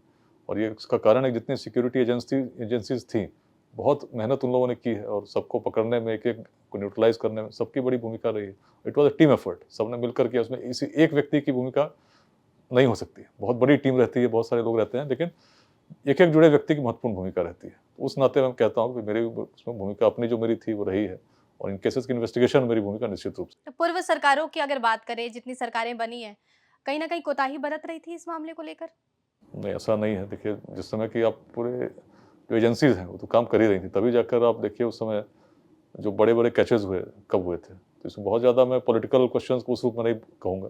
एजेंसीज अपना काम कर रही थी और तभी उसी का नतीजा है कि जो बड़े आतंकी संगठन थे न्यूट्रलाइज हुए हैं। लेकिन ये जो फील्ड है, इस पर जब एक आतंकी संगठन बंद होता है तो जब तक चैलेंज है तो नया आतंकी संगठन आ भी सकता है। तो हमेशा सक्रिय रहना होता है, हमेशा विजिलेंट रहना होता है, आगे की तैयारी करनी होती है। अच्छा, आए दिन अभी खबर ये आ रही है कि पुलिस पे हमला हो रहा है, टीम जब जाती है छापेमारी करने, उनकी टीम पे हमला होता है। आपको लगता है कि बिहार में पुलिस का इकबाल खत्म हो गया है, कम हो गया है? देखिए, ऐसा नहीं है, मतलब ऐसा नहीं है, मतलब हमला पुलिस पे होना हो सकता है, लेकिन उसके लिए पुलिस को और तैयारी करके जाना चाहिए। कहीं कहीं जो इंस्टेंसेज आती हैं तब होती हैं जब पुलिस गई अचानक कुछ, तो ये तो पुलिस के जॉब का पार्ट है।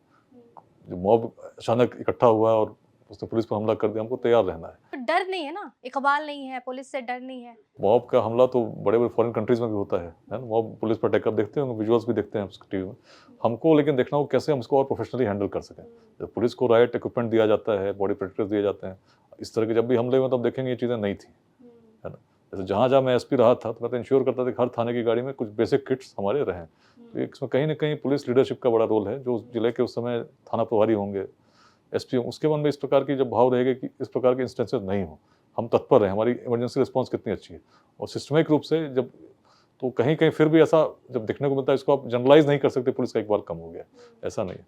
वो इंस्टेंसेस है कि हमको निश्चित रूप से ये सोचना होगा कि ऐसा क्यों हो रहा है, यदि ऐसा होता है इसको हम कैसे इसका निराकरण कर सकते हैं। और बहुत स्पष्ट रूप से मैं जब देखता हूँ, जैसे मैं जहाँ जहाँ एसपी रहा या जहाँ मैंने प्रयास किया कैसा नहीं, तो थाने में, हर थाने में राइट ड्रिल की ट्रेनिंग, ताकि जब ऐसी परिस्थिति आए। अब मेरे विजुअल्स भी अब फेसबुक पे मैंने कई बार पहले पोस्ट किए थे। जमुई में दंगा हो रहा था, मैं अकेला डीआईजी था, आगे जा रहा था, लेकिन ऐसा नहीं था कि ऐसे ही घूम रहा हूँ। हेलमेट भी पहने हुए थे, बॉडी प्रोटेक्टर भी था, तो पत्थर भी चले, लेकिन कुछ उसमें विचलित हम नहीं हुए। पत्थर चले तो हेलमेट पे लगे, कांच पे लगे, खुद को तो नहीं लगे, और इस प्रकार से दंगा हम लोग कंट्रोल कर सकते। तो कई बार पुलिस जब उस प्रकार से होता है तो ये इसलिए होता है जो पत्थर चलते हैं police is not fully equipped, police को भागना भी पड़ता है। बट अगर पुलिस अपनी पूरी शक्ति के साथ जाएगी तो निश्चित सी बात है इसमें इस प्रकार के दृश्य देखने को नहीं मिलेंगे। तो कहीं ना कहीं उसमें एक सरप्राइज फैक्टर हो सकता है, कहीं ना कहीं जो उसमें हम यूँ कह सकते हैं कि जिस प्रकार से उनको उस समय के लिए ट्रेंड होना चाहिए या उस समय के लिए तैयार होना चाहिए वो नहीं थे। बट जनरलाइज रूप में ये नहीं कह सकते पुलिस का एक बार कम हो गया। आप डिफेंड तो करेंगे ना, पुलिस सिस्टम से है तो। तो मैं तो जो स्पष्ट है वही बोलूँगा और जो मैं मानता हूँ वही कहूँगा। और मेरी ये बात रही है कि मैं बड़ा स्पष्टता के साथ उत्तर देता हूँ, चाहे विषय जो भी। शराबबंदी फेल है या पास है? देखिए, इसको मैं इस रूप में देखता हूँ बड़ा पुनीत प्रयास है। शराबबंदी निश्चित रूप से समाज के हित में है, इसमें तो कोई संदेह नहीं है।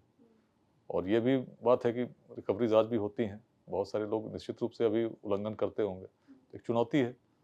अब यदि बहुत प्राचीन काल में हम जाएंगे तो हम पाएंगे कि पहले मतलब एक समय ऐसा था कि शराब सभी लोग ग्रहण करते थे। और महाभारत में यदि हम पढ़ते हैं तो कहानी ऐसी पढ़ पाते हैं, जो शुक्राचार्य और उनकी बात करते हैं तो उसमें हुआ कि कुछ पहले ब्राह्मणों को प्रतिबंधित किया गया, फिर ऐसे हुआ, फिर बाद में आप देखते हैं अनेक देशों में प्रतिबंध लगा, लेकिन सफलता कहीं भी उस रूप में नहीं मिली।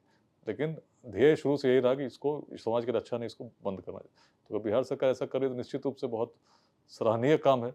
और जब ऐसा प्रयास जिसमें विश्व में कभी पहले पूर्णतः सफल नहीं उसको हम करते हैं तो चुनौतियाँ तो रहेंगी। तो उसमें तुरंत टिप्पणी कर देना कि सफल है या असफल है वो उचित नहीं होगा। लेकिन निश्चित रूप से समाज में व्यापक प्रभाव पड़ा है जो सकारात्मक, इसमें कहीं कोई संदेह नहीं। सीएम नीतीश कुमार की गुड लिस्ट में आप हमेशा से रहे, लेकिन बीच में ऐसी क्या खटास आई कि एक अन्य मार्ग ने आपसे आंखें फेर ली? नहीं, ऐसा तो मुझे नहीं लगता कि ऐसा कुछ परिवर्तन हुआ हो। मैं तो जैसा शुरू से रहा हूँ वैसा ही आज भी काम कर रहा हूँ। और मन में नियति बड़ी मतलब ध्येय बड़ा स्पष्ट है कि बिहार को कुछ देना है, ईमानदारी के साथ देना है और पूरी कर्तव्य निष्ठा के साथ देना है। जो समय है मंडे टू फ्राइडे पूरे काम करते हुए सैटरडे संडे समाज को दे रहा हूँ, आगे भी देता रहूँगा। आप बिल्कुल स्पष्ट हैं अपने आप को लेकर। संशय क्यों हो? जब मन समर्पित, तन समर्पित और ये जीवन समर्पित, चाहता हूँ देश की भूमि तुझे कुछ और भी दूँ। संदेह क्या और लोभ क्या और माया क्या? चाहता तो यही हूँ जो कर रहा हूँ।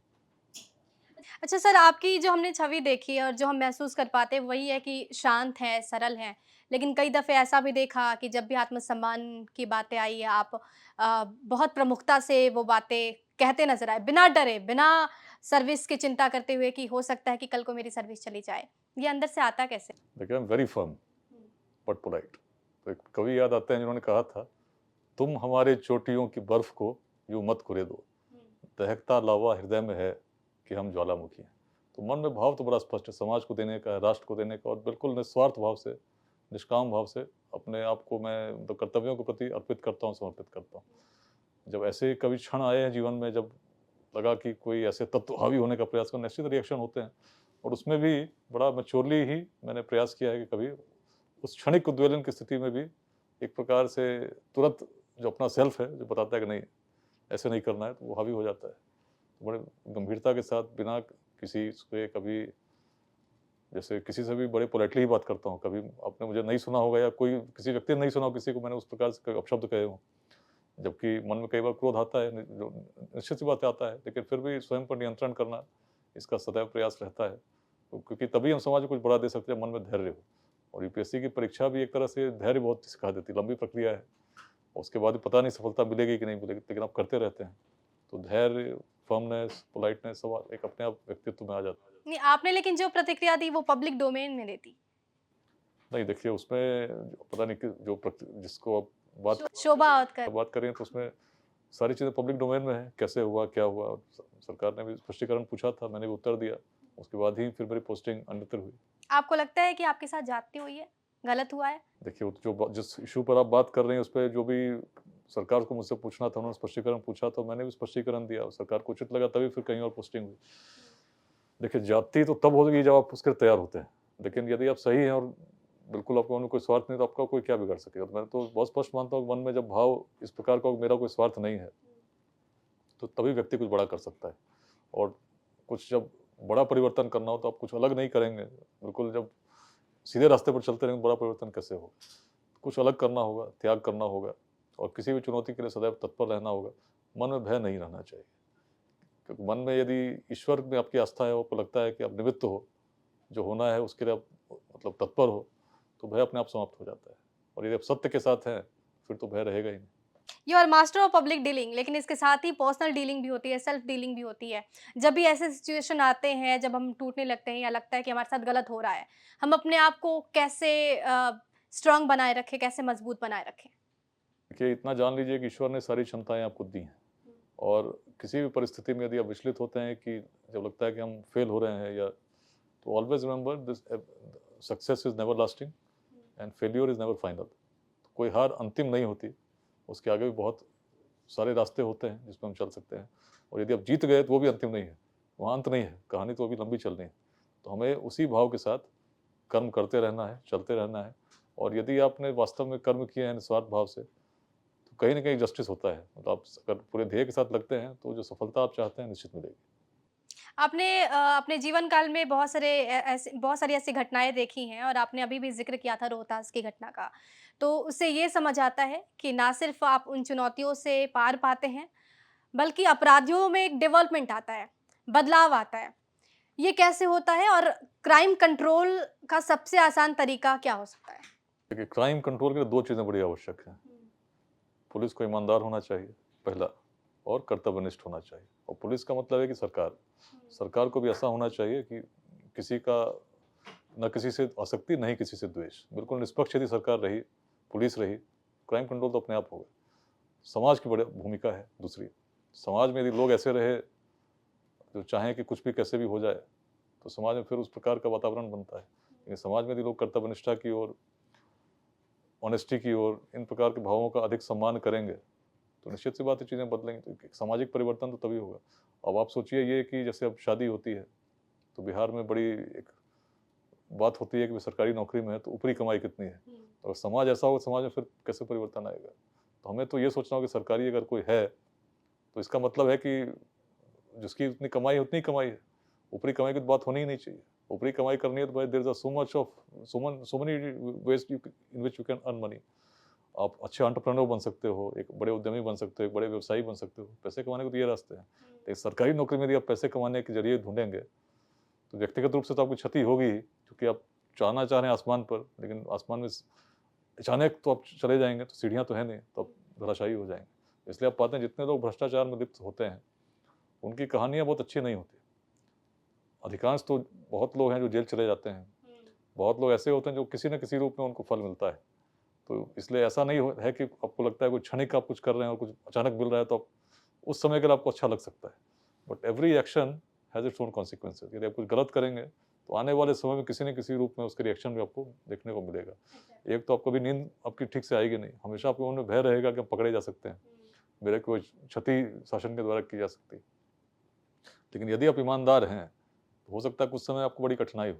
मुझे याद है उस समय वेटिंग फॉर पोस्टिंग थे, पिताजी से पैसे माँगने पड़े, जबकि समझिए कि इतने साल नौकरी हो चुके थे। तो कठिनाई आती है, घर लोन पर है, बहुत सारी चीज़ें हैं और मन में निश्चित रूप से जब आप दूसरों को देखेंगे जितना कमा रहे हैं, तो मन में भाव आ सकता है कि भाई क्यों ना हम भी ऐसा कर रहे होते। नहीं तो सैलरी तो आ ही रही होगी ना? वेटिंग फॉर पोस्टिंग के पीरियड में सैलरी नहीं मिलती है।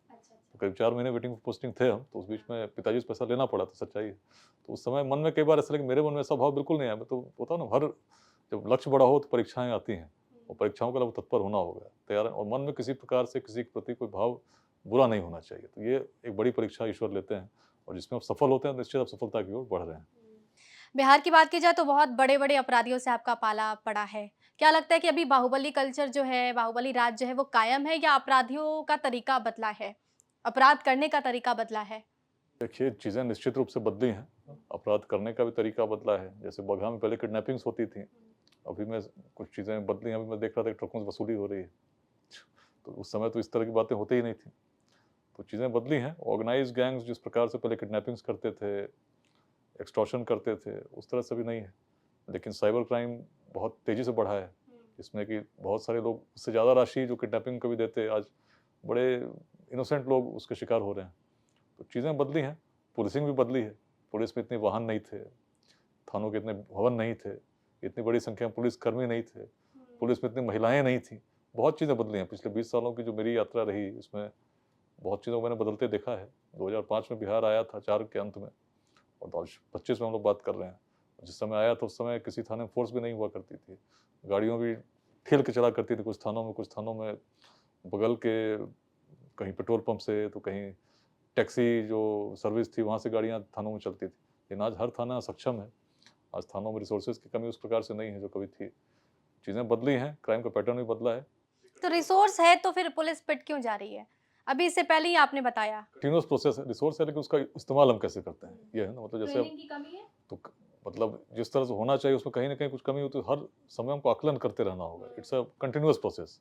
पुलिसिंग मतलब एक ऐसा नहीं है कि हमेशा आप पूरी तैयार हो गए, अचानक कुछ ठीक हो जाएगा। जस्ट मतलब 9/11 अटैक भी तो हुआ ना, कैसे हुआ? कहीं न कहीं कोई कमी थी हमारे पूरे इंटेलिजेंस सेटअप में, और तब फिर उसमें डिपार्टमेंट ऑफ होमलैंड सिक्योरिटी बना। लेकिन इसका मतलब ये नहीं कि फिर आज ऐसा अटैक नहीं हो सकता है। तो हमें हमेशा हर समय पर तत्पर रहना होगा, क्योंकि थिंग्स आर एवर इवॉल्विंग। जो क्रिमिनल है या टेररिस्ट वो भी देखता है कि भाई पुलिस में ये चेंज आया तो हम कैसे चीज़ों को और कर सकते हैं। जैसे अब फेसबुक पे मेरा प्रोफाइल है, बहुत सारे लोग फर्जी प्रोफाइल बनाते हैं, फेसबुक रिपोर्ट भी करते हैं, फिर पता चला नया बन जाता है।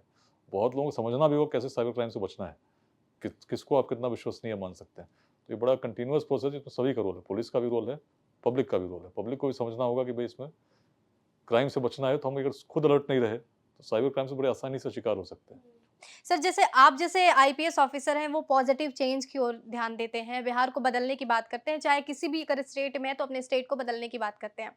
लेकिन इन दिनों जो हम चीज़ें देख रहे हैं, आईपीएस, आईएएस जो हैं, वो सोशल मीडिया पे वायरल होने का चस्का उनको बहुत ज़्यादा रहता है।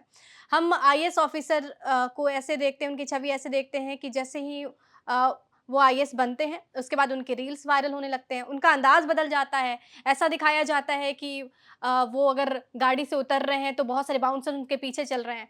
ये छवि क्यों बन रही है एक पब्लिक सर्वेंट की? देखिए, इस पे मैं कोई किसी व्यक्ति विशेष के बारे में कोई टिप्पणी नहीं करूँगा, लेकिन इतना ज़रूर कहूँगा, यदि आप ईमानदारी के साथ, निष्ठा के साथ काम करेंगे, तो पब्लिक सालों साल तक याद रखती है। आप आज भी आप रोहतास में जाएँगे तो आपको अभी भी लोग डीएन गौतम साहब को याद करते हैं, कितने साल पहले रहे थे। तो जो नए अधिकारी हैं, उनको मैं कहना चाहूँगा, यदि आपने, जैसे मुझे याद है दरभंगा से जब मेरा ट्रांसफ़र हो रहा था, तो हमारे आईजी थे आर.के. मिश्रा साहब। तो उन्होंने कहा था कि कोई भी पुलिस अधिकारी यदि ईमानदार है, कर्तव्यनिष्ठ है और उसके मन में अहंकार नहीं है, यदि 3 गुण उसमें हैं, तो स्वतः लोकप्रिय हो जाता है। तो छोटी लोकप्रियता नहीं, बड़ी लोकप्रियता के लिए प्रयास करना चाहिए।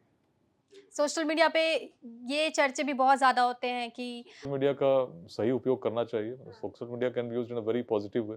जैसे लेट्स इंस्पायर बिहार जो अभियान है, ये तो पूरा सोशल मीडिया से ही डेवलप हुआ। अच्छे लोगों को हम जोड़ सके और आज उनके कारण एक बड़ा परिवर्तन के लिए हम लोग बिहार में आगे बढ़ पा रहे हैं। तो सोशल मीडिया किसी प्रकार से पुलिसिंग में भी बहुत सकारात्मक उपयोग किया जा सकता है। जो सूचनाएँ हैं, जो लोग मतलब अलग-अलग माध्यमों से, सोशल मीडिया के माध्यम से भी आपको इस रूप में दे सकते हैं कि गोपनीय तरीके से आपको प्राप्त हो सके। जो संवाद आप लोगों के साथ करना चाहते हैं, यदि कोई ऐसी स्थिति है जब लोगों के मन में संशय हो, तो सही सूचना देने का अच्छा माध्यम हो सकता है। तो इसको एक केवल मतलब व्यक्तिगत उस रूप में जो आप पूछ रही हैं, वैसा नहीं करके इसका बड़ा सकारात्मक उपयोग आप कर सकते हैं। मैंने वही बात कही कि यदि आप वास्तव में लोकप्रिय होना चाहते हैं, तो छोटी लोकप्रियता कुछ दिनों के लिए हो सकती है, कुछ लाइक्स मिल सकते हैं, कुछ व्यूज़ मिल सकते हैं। यदि आपने कर्तव्यनिष्ठा हुई, आप में ईमानदारी हुई और अहंकार नहीं हुआ, तो आप हमेशा के लिए लोकप्रिय बने रहेंगे और लोग आपको बहुत लंबे समय तक याद करेंगे। सर, जिस यात्रा में आप निकले हुए हैं उसको लेकर ये भी सवाल उठते रहे हैं कि आपने इस्तीफ़ा दे दिया है, इसलिए आप इतने एक्टिव हैं। तो ये जब भी आप खबरें देखते होंगे सोशल मीडिया पे, चाहे किसी भी प्लेटफ़ॉर्म पे, तो अंदर क्या लगता होगा? देखिए, इसमें कुछ वैसा कुछ, देखिए लोगों की मनोदशा बदलने के लिए मैं निकला हुआ हूँ। कई बार लोगों को लगता है कि भाई सामाजिक काम तो ऐसे ही लोग करते हैं, या तो उनको लगता है कोई पॉलिटिकल पार्टी के लोग होंगे या तथाकथित समाज सेवी होंगे। लेकिन मेरा तो बड़ा स्पष्ट मानना है कि व्यक्ति किसी भूमिका में रहे, उसे समाज के लिए कुछ अंशदान देना चाहिए। इसी को मैं चरितार्थ करने का प्रयास कर रहा हूँ। तो आज मैं जहाँ भी हूँ, जहाँ पहले भी रहा हूँ, मैं करता रहा हूँ और इस प्रकार के भावों से किसी की टीका-टिप्पणी से मैं प्रभावित नहीं होता। जो काम करने को निकले हैं, करते रहेंगे, आगे भी करते चलेंगे। 2014 के लोकसभा चुनाव में बेगूसराय सीट को लेकर ये चर्चा होने लगी कि आप वहाँ से चुनाव लड़ सकते हैं। हालाँकि बाद में ऐसी भी चर्चा होने लगी कि टिकट कट गया, जैसे गुप्तेश्वर पांडे का कटा था। कितनी सच्चाई है? कि मैं तो अपनी धुन में चल रहा हूँ, अपने रास्ते पर चल रहा हूँ। चर्चाएँ होती रहेंगी, उससे मैं प्रभावित नहीं होता। मेरे मन में संकल्प बड़ा स्पष्ट है, एक विकसित बिहार, विकसित भारत देखना चाहता हूँ और जिस दृष्टि के साथ मैं चल रहा हूँ, उसमें मानता हूँ कि अच्छे लोगों को राजनीति में आना चाहिए, प्रयास भी करना चाहिए। लेकिन केवल बिहार में आज यदि कुछ अच्छे लोग आएँगे भी, तो तब तक परिवर्तन संभव नहीं, जब तक बड़ा परिवर्तन नहीं होता। नहीं, आपकी छवि काफ़ी ईमानदार रही है और आप बेहतर काम भी कर रहे हैं। आपको नहीं लगता कि आपकी ज़रूरत है पॉलिटिशियन के तौर पे? देखिए, तब तक मेरे आने से या किसी कुछ लोगों के आने से परिवर्तन नहीं हो, जब तक बड़ी परिवर्तन के लिए हम लोग बिहार को तैयार नहीं कर देते, जो सामाजिक रूप से, शैक्षणिक रूप से और सांस्कृतिक रूप से। जब जाति संप्रदाय, लिंग भेद, विचारधाराओं के मतभेदों से ऊपर उठकर बिहार के यूथ को हम अपने प्राचीन दृष्टि से नहीं जोड़ते, तो बिहार में बड़ा परिवर्तन केवल पॉलिटिक्स से नहीं आ सकता। इसलिए मैं तो बीहट का रहने वाला हूँ, मेरे गाँव का नाम बृहत से निकला है, जो एक बड़ी सोच को दर्शाता है। तो मैं तो हमेशा उसी रूप में देखता हूँ, जो भी करना बड़ा करेंगे। जैसे आपने तस्वीर पे पूछा था, मन में तब भी भाव था कुछ बड़ा करना है, तो वैसा ही कुछ बड़ा परिवर्तन बिहार में करना चाहता हूँ और मेरा इसमें कोई स्वार्थ नहीं है। इन फ्यूचर आप आ रहे हैं राजनीति में? नहीं, राजनीति को तो मैं यही कह रहा हूँ, जब तक बड़ा परिवर्तन समाज में नहीं होता, तो राजनीतिक परिवर्तन से कोई लाभ मिलने वाला नहीं है। इसीलिए मैं बड़े सामाजिक परिवर्तन में लगा हूँ, और जो लेट्स इंस्पायर बिहार अभियान अभी चल रहा है, पूर्णतः गैर राजनीतिक है, और समाज के हर विचारधारा के व्यक्ति को, चाहे किसी राजनीतिक विचारधारा का भी हो, उसको भी हम लोग जोड़कर बिहार के लिए उसको आगे करने का प्रयास तो पॉलिटिशियन बन जाएंगे तो परिवर्तन और भी सरल हो जाएगा ना? करें। वर्तमान में नहीं, बिल्कुल सीधी सी बात, जब तक बड़ा परिवर्तन जो हम लोग करना चाह रहे हैं, बड़ा, तो बड़ा तभी होगा जब बिहार के हर गांव में ऐसे लोग जुड़ें जो बिहार को कुछ देना चाहते हैं, और इनके माध्यम से समाज में शिक्षा का प्रसार हो, उद्यमिता की क्रांति आए, और तभी तो बिहार उसके लिए तैयार हो। ये तो हम कब तक इंतजार करें आपको एज अ पॉलिटिशियन देखने के लिए? पॉलिटिशियन नहीं, एक समाज सेवक के रूप में तो आज भी मैं कार्य कर रहा हूँ, आगे भी करता रहूँगा। यही मैं तो बहुत निस्वार्थ रूप से बिल्कुल चाहता हूँ। मैं चाहता हूँ मेरी तरह बहुत लोग साथ में जुड़ें और मिलकर करें, और निश्चित रूप से मैं आऊँ नहीं आऊँ, कोई मुझे श्रेय मिले ना मिले, बिहार तब बदलेगा जब जाति संप्रदाय के बंधनों से ऊपर उठकर लोग मतदान भी करेंगे, अच्छे नेताओं का चयन भी करेंगे, और ऐसे लोग बिहार को दिशा दे सकेंगे जिनका विजन बड़ा स्पष्ट हो, बड़ा हो, और बिहार के लिए बड़ा सोचते हैं। कहीं ये आप कह सकते हैं कशक तो नहीं है कि गुप्तेश्वर पांडे ने भी वीआरएस लेकर पॉलिटिशियन बनने की चाह रखी थी, कुछ हो नहीं पाया। आनंद मिश्रा भी चुनाव हार गए। ये कशक तो नहीं है कि हो नहीं पाएगा? देखो, मेरे मन में कोई भय नहीं है, स्पष्टता है। तन समर्पित, मन समर्पित, जब है जो समय है समाज को देना है, आज भी दे रहा हूँ, आगे भी देता रहूँ। सर, पेपर लीक भी बहुत बड़ी समस्या है और आपने इसको झेला भी है। बिहार में ये समस्या कैसे दूर होगी? देखिए, पेपर लीक इसलिए होता है, जो कुछ छात्र हैं जो चाहते हैं कि शॉर्टकट से हम सेलेक्ट हो जाएं। कुछ ऐसे लोग हैं जिनके अपने कुछ वेस्टेड इंटरेस्ट होते हैं, इजी मनी कमाना चाहते हैं, तो ये तो चीज़ें हैं। लेकिन सिस्टम को इस रूप में देखना हो कैसे ना हो, उसमें आवश्यक है कुछ जो इस प्रक्रिया में जो भी लोग हैं ईमानदार हों, निस्वार्थ हों, उस प्रकार के भाव उनके मन में हो जो गलत नहीं करना है, और टेक्नोलॉजी हमारी ऐसी हो जिसमें व्यवस्था में कोई हस्तक्षेप ना कर सके, कोई इंट्रूड ना कर सके, इसके लिए प्रयास करना हो। ऐसा प्रयास होना चाहिए कि ईमानदार हों, उनके मन में कोई इस प्रकार का लोभ ना हो। ऐसे लोगों को पता रहते हैं कौन होते हैं। यदि ऐसे लोग जिनका पूर्व में चरित्र संदेहास्पद हो, ऐसे भूमिकाओं में रहेंगे, तो इसमें ऐसी संभावना बढ़ जाती है, और यही है। और इसमें दूसरी बात है कि जो सिस्टम है उसको कैसे हम और ट्रांसपेरेंट कर सकें, इसमें इंफॉर्मेशन टेक्नोलॉजी टूल्स का अच्छा उपयोग किया जा सकता है। और आज के बच्चे जब पेपर लीक को लेकर सवाल उठाते हैं तो लाठीचार्ज हो जाती है। मेरा बस ये जानने की कोशिश मैं ये करना चाहती हूँ कि लाठीचार्ज पर कॉल किसका होता है? पुलिस का या फिर सीएम या फिर जो प्रशासनिक अधिकारी होते हैं उनका? देखिए, इसमें मतलब हर परिस्थिति अलग-अलग होती है। नॉर्मली मतलब मैंने तो आज तक कभी ऐसा नहीं सुना होगा कि मुझे किसी पॉलिटिशियन ने फ़ोन किया हो कि आप लाठीचार्ज कीजिए। नॉर्मली जो सिचुएशन जब डेवलप करती है, तो पुलिस भी लाठीचार्ज तुरंत नहीं करती। जब ऐसा कुछ गंभीर वातावरण बनने लगता है जिसमें कोई बड़ी क्षति हो जाए, तभी पुलिस भीड़ को डिस्पर्स करने के लिए बल का प्रयोग करती है। बीपीएससी मामले में लाठीचार्ज क्यों हुआ? क्या हुआ, नहीं हुआ, क्या परिस्थिति मैं नहीं जानता हूँ। लेकिन यदि ऐसा हो तो हमेशा प्रयास यही होना चाहिए कि बहुत लाठीचार्ज नहीं करना पड़े, लोगों को बात मान करके, समझा करके प्रयास करना चाहिए डिस्पर्स करने का। और यदि लॉफुल प्रोटेस्ट होता है, लॉफुल प्रोटेस्ट के अपने तरीके हैं, उस प्रकार से लाठीचार्ज करने का सवाल ही नहीं आता है। तो अब चूँकि मैं पूरी जानकारी नहीं रहता, तो मैं नहीं बता सकता, तो जो लोग उस समय किए होंगे या जहाँ पे हुआ होगा, वही उसके उत्तर अच्छे से दे सकेंगे। एक जनरल बात है, मैं कह सकता हूँ कि पुलिस का हमेशा ये प्रयास रहता है कि यदि भीड़ कभी भी प्रोटेस्ट कर रही है, तो लॉफुल मीन्स से उनको पहले समझाया जाए कि आप लॉफुली प्रोटेस्ट करने का तो हर व्यक्ति को अधिकार है, तो कर ही सकते हैं, इसमें कहाँ संदेह है। कानून को अपने हाथ में नहीं लें। और जो विद्यार्थी हैं उनसे तो मैं हमेशा ये कहता हूँ कि धैर्य से काम करें। यदि आपको लगता है आपके साथ कुछ गलत हुआ है, तो सरकार आपकी शत्रु तो नहीं है, हितैषी ही है। और यदि कोई कमी है तो कहीं न कहीं आप न्यायालय में भी जा सकते हैं, बता सकते हैं। और पेपर लीक मेरे समय भी हुआ, पेपर दोबारा भी हुए, और मैं आईआईटी में सेलेक्ट हुआ था।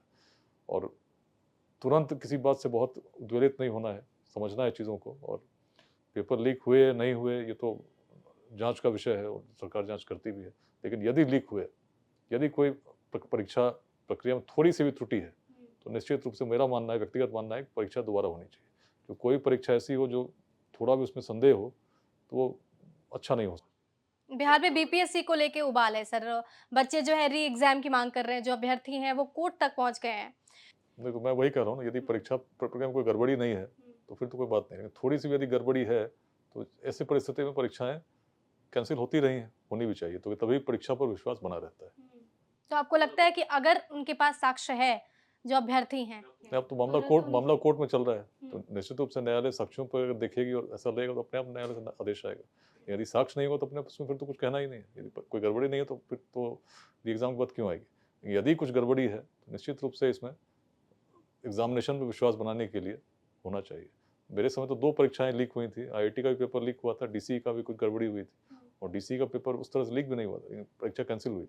जो कुछ सेंटर्स पे जो एग्जाम में कॉपीज शायद गई थी उसमें पहले से मार्क्स बने हुए थे, तो छोटी सी प्रक्रिया में दोष था, लेकिन उस समय डीसी का पेपर लीक हुआ, दिल्ली कॉलेज ऑफ इंजीनियरिंग का। 2 पेपर मैंने दोबारा। सर ये 2003 की बात है, 2 की बात है? ये 1997 की बात। 1997 में ये चीजें होती है और अब तक जब हम 2025 में हैं, अभी भी अगर पेपर लीक जैसी समस्या है तो फिर हमने चेंज क्या किया? नहीं तो मैं तो बता रहा हूँ, मैं तो उसी पेपर लीक से प्रभावित इतना हुआ कि आज बिहार में एक बड़ी चेंज के लिए तैयार कर रहा हूँ। ट्रांजिशन है, निश्चित रूप से ऐसा भी समय आएगा जब बहुत चीज़ें बदल चुकी होंगी। हम लोग विकसित भारत की बात करें 2047 में, और मेरा मानना है निश्चित हम विकसित होंगे। कि हर व्यक्ति को, हर सजग नागरिक को इसमें थोड़ा सा अंशदान करना होगा, थोड़ा सा प्रयास करना होगा। अच्छा, कुछ रैपिड फायर क्वेश्चंस हैं, आपको तुरंत से जवाब देना होगा। बिहार में गुंडों की क्लास लेने के लिए आपका सबसे पसंदीदा तरीका क्या है? ईमानदारी।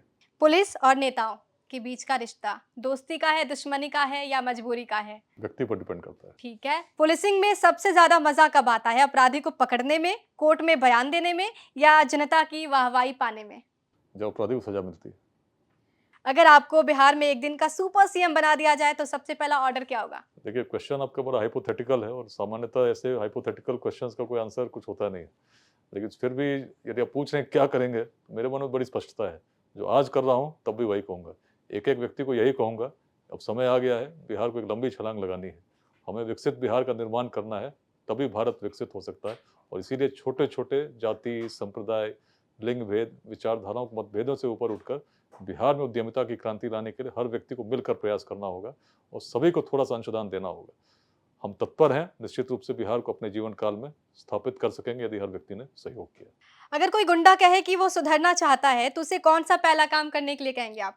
आपके सामने अपराधी है, वो कहता है कि हम सुधरना चाहते हैं, क्या करेंगे? मैं उसके कॉन्शियस को जगाने का प्रयास करेंगे कि तुम जो कर रहे हो सही नहीं कर रहे हो, जो सही है वही करना है।